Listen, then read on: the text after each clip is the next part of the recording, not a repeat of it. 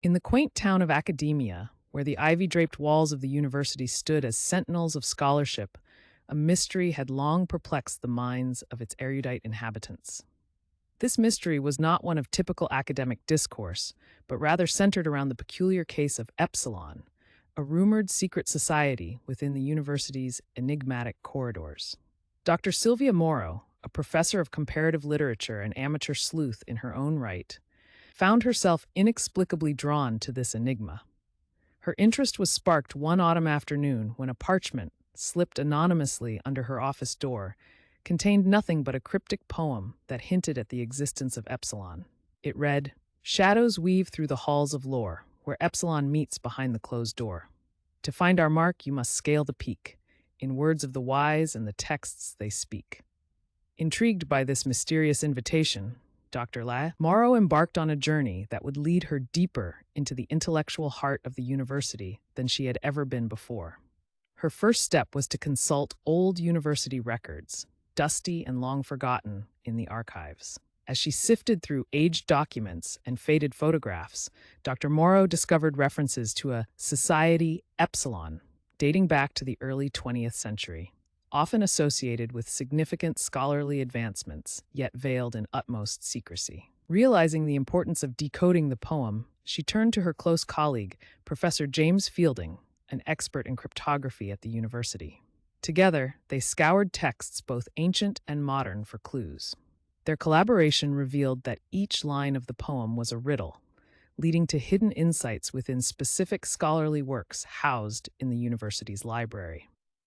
The first line led them to a rare manuscript of medieval philosophy in the restricted section, where a bookmark left at a page discussed the metaphorical concept of shadows in allegory and myth, suggesting a metaphorical approach to understanding. The second clue referenced closed doors in an esoteric book about architectural symbolism in academic institutions, where they discovered a fold-out blueprint showing a secret chamber within the university's oldest building. With each discovery, it became clear that Epsilon was not just a society, but a complex tapestry woven through the university's history, influencing academic directions and thought processes subtly and secretively. One chilly evening, after weeks of deciphering clues and cross-referencing texts, Dr. Morrow and Professor Fielding stumbled upon the real meeting place of Epsilon, a hidden room beneath the university's historic clock tower. Inside, they found no current members, only a circular table surrounded by carved chairs and walls lined with portraits of influential scholars, all former members, they realized.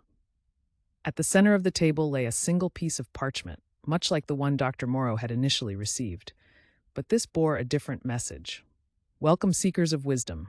Epsilon thrives not in shadows, but in the quest for understanding. Through this journey, you've learned as we once did. Preserve the curiosity, foster enlightenment. It became evident that Epsilon was not a traditional secret society, but a transformative experience designed to deepen one's passion for knowledge and collaborative discovery.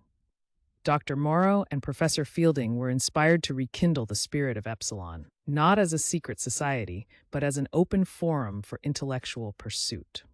Thus, the Enigma of Epsilon transformed into the Epsilon Symposium, a biannual academic conference hosted by the university, encouraging scholars from around the world to explore and unravel mysteries within their disciplines.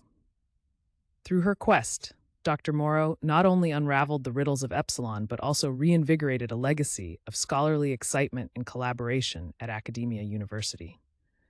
Her experience, shared in the inaugural address at the first symposium, reminded everyone present of the enduring thrill of academic inquiry and the mysterious paths it could lead one down in the perpetual quest for knowledge.